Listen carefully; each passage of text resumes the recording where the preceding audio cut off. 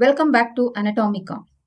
In the previous session, we have discussed the details of the histology of smooth muscle fibers, which included light microscopic features, ultramicroscopic features, arrangement of fibers, variation of organization of muscle fibers based on function, nerve supply, and features identified under light microscope with photographs of the section. In this session, we will discuss details on clinical anatomy of muscular tissue. Muscular dystrophy is the abnormalities in muscle caused by the genetic mutations in the proteins present in the cell membrane, linking the cytoskeleton to the external lamina. These proteins are responsible in maintaining the cell membrane of muscle fibers. One such protein is dystrophin. Any defect in the gene responsible in the formation of dystrophin leads to Duchenne muscular dystrophy. It is X-linked recessive disorder which affects boys, and girls will be carriers of the gene. In 2/3 of cases, the disease is inherited by mother, and in 1/3 it is new mutation. There is muscle weakness which starts in early childhood. Muscle weakness occurs first in thighs, progresses through pelvis and then into arms. Most of them are unable to walk by age 12. Myasthenia gravis is a neuromuscular autoimmune disorder of unknown origin. The term myasthenia means muscular weakness and gravis implies serious. Thus, both together denote the clinical characteristics of the disease. Antibodies which are produced bind to acetylcholine receptor and block it. The nerve impulse transmission to muscle fibers is therefore blocked. This leads to extensive and progressive muscle weakness and fatigability. Although the muscles are normal, myasthenia gravis may be found at any age, especially between 20 to 40 years. Adult women are affected more often than adult men in the ratio of 3:2. The condition presents clinically with muscular weakness and fatigability, initially in the ocular muscles, but later spreads to involve the trunk and limbs. Skeletal muscle tumors. Rhabdomyoma and rhabdomyosarcoma are the benign and malignant tumors of striated muscle, respectively. Rhabdomyoma is a rare benign soft tissue tumor. It should not be confused with glycogen containing lesion of the art designated as cardiac rhabdomyoma, which is probably a hamartomatous lesion and not a true tumor. Soft tissue rhabdomyomas are predominantly located in the head and neck, most often in the upper neck, tongue, larynx, and pharynx. Rhabdomyosarcoma is a much more common soft tissue tumor than rhabdomyoma and is the commonest soft tissue sarcoma in children and adults. It is a highly malignant tumor arising from rhabdomyoblasts in varying stages of differentiation with or without demonstrable cross striations. Let us see what is hypertrophy. All varieties of muscle can hypertrophy when exposed to greater stress and excessive use. Hypertrophy takes place by enlargement of existing fibers and not by formation of new fibers. There is increase in the size and thickness of muscle.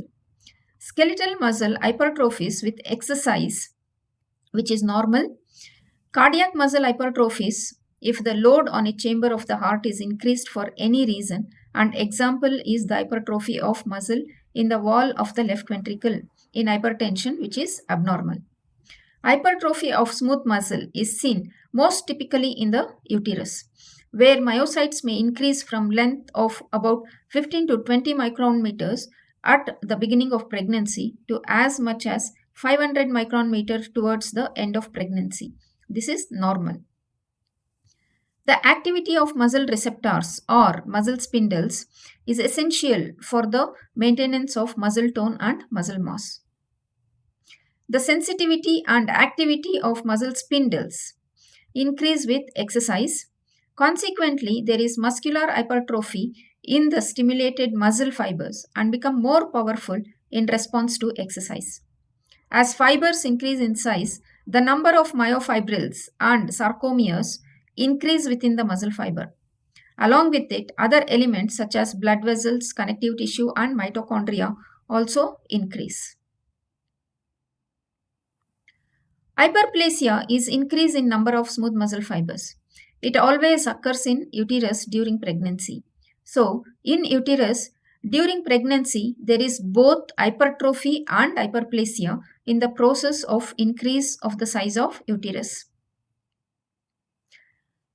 Smooth muscle cells lining the artery walls have been implicated in cardiovascular diseases such as hypertension or high blood pressure. In hypertension, an increase in the size of the individual cells or hypertrophy and in the number, that is hyperplasia, has been hypothesized. The increased quantity of smooth muscle in the artery wall could increase the constrictive ability of the artery or the artery wall thickness, either of which could constrict the lumen of the artery, thus reducing blood flow through the vessel. To compensate for this resistance to blood flow, the cardiovascular system responds by elevating blood pressure to ensure that the various tissues of the body are adequately supplied with blood. This is a greater workload for the heart, and thus individuals who are diagnosed with high blood pressure are at a higher risk of heart attack or stroke. Medications that relax smooth muscle in an effort to lower blood pressure have been successful in reducing the risk of cardiovascular complications. Leiomyomas are benign tumors developing from smooth muscle fibers. The most common location for development of leiomyomas is in the wall of the uterus, where they are known as fibroids. If large enough, fibroids can cause symptoms such as heavy periods and pain secondary to pressure on other nearby structures. Disuse atrophy is a condition where the muscles in the body which are not active and not used for long times decrease in size and become thin and weak. Muscular wasting is the reduction in size of the muscle. It is a feature of lower motor neuron paralysis and generalized debility. Muscular atrophy occurs in limbs if they are placed in a plaster cast for several weeks. If limbs are placed in a plaster cast, the muscle spindles are not stimulated, and as a result, muscle fibers become weaker and smaller. There is a decrease in the number of myofibrils and sarcomeres, due to which muscles become thin and flaccid with loss of tone and power. Muscular exercises are therefore very essential after the cast is removed. A muscle spasm is a sudden involuntary contraction of one or more muscles. A spasm results from an abnormally sustained or prolonged muscle contraction and is very painful. Muscle spasm can occur in skeletal, cardiac, and smooth muscle fibers. Various skeletal muscles may develop spasms, including the small intrinsic hand muscles of a musician to the larger Charlie horse calf muscles of a runner. In order to relieve its pain, the muscle should be relaxed by appropriate treatment. Generalized muscle spasms occur in tetanus and epilepsy. Spasm of smooth muscle is responsible for many symptoms. Constriction of bronchi leads to asthma. Spasm of smooth muscle can give rise to severe pain called colic that may occur in different parts of the body. If smooth muscle spasm occurs in the intestine, it is called intestinal colic. In the ureter, it is called renal colic. In the bile duct, it is called biliary colic. These symptoms can be relieved by drugs that cause relaxation of smooth muscle. Fibrillation is the abnormal contraction of cardiac muscle. The cardiac chambers do not contract as a whole, resulting in the disruption of pumping action. In atrial fibrillation, there is rapid and uncoordinated contraction of atria, ineffective pumping, and abnormal contraction of the AV node. Ventricular fibrillation is characterized by very rapid and disorganized contraction of ventricle. This leads to disruption of ventricular function. Angina pectoris is episode of chest pain due to temporary ischemia of cardiac muscle. It is usually relieved by rest and nitrites. Myocardial ischemia is persistent ischemia due to blockage of more than one artery or a main artery, resulting in necrosis or death of the cardiac muscle. If the pain is not relieved by rest, it gets referred to left arm, chest, and neighboring areas. Regeneration of muscle tissue. The three types of adult muscle have different potential for regeneration after injury. In skeletal muscle, although the multinucleated cells cannot undergo mitosis, the tissue can still undergo limited regeneration. The source of regenerating cells is the mesenchymal satellite cells, which are few in number, that lies within the external lamina of each mature muscle fiber. Satellite cells are inactive reserve myoblasts that persist after muscle differentiation. After injury, the normal quiescent satellite cells become activated to mesenchymal myoblasts, proliferate, and fuse to form myotube, which differentiates into new skeletal muscle fiber which fuse with intact fiber. A similar activity of satellite cells has been implicated in muscle growth after extensive exercise, a process in which they fuse with their parent fibers to increase muscle mass beyond that which occurs by the cell hypertrophy. The regenerative capacity of skeletal muscle is limited. However, in major muscle trauma, the injured fibers are replaced with scar tissue. Cardiac muscle lacks satellite cells and shows little or no regenerative capacity beyond early childhood. Defects or damage to heart muscle are generally replaced by proliferating fibroblasts and growth of connective tissue forming myocardial scars. Smooth muscle composed of simpler, smaller mononucleated cells is capable of a more active regenerative response. After injury, viable smooth muscle cells undergo mitosis and replace the damaged tissue. Contractile pericytes from the walls of small blood vessels participate in the repair of vascular smooth muscle. Pericytes allow smooth muscle cells to regenerate and repair much more readily than skeletal and cardiac muscle tissue. Paralysis is inability to move. This is due to inability of the muscles to contract.